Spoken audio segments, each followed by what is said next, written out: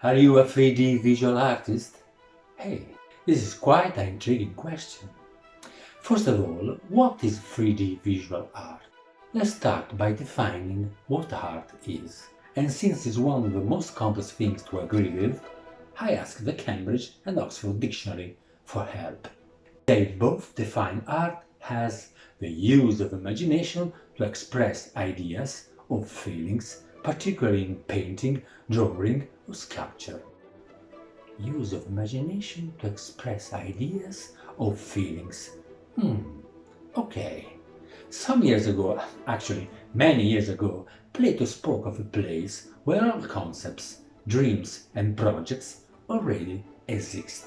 From this point of view, the artist's work is being able to connect to this place and give a physical form to the ideas they encounter. In other words, the artist is that person who, with their sensibility, can unite the invisible world with the visible one, the spiritual with the material. Fascinating. Giving physical shape to an idea or an emotion. Now, the connection with 3D is easy to make. 3D is an abbreviation for three-dimensional, that is height, length and width, a physical shape.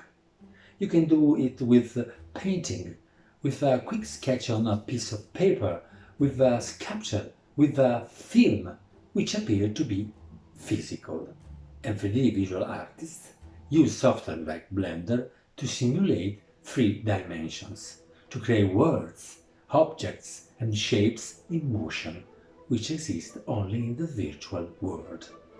This is a new, amazing medium that allows you to use your sensibility and creativity to give shapes to your emotions and make Plato happy too. You feel like it, don't you? Want to know more? Hey guys, I'm Massimo Cozzi from AIDA Communication.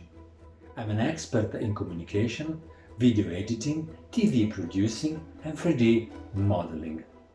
Click on this link below to let me know you are interested, and I will make sure to tell you when the course starts. Have the best 3D!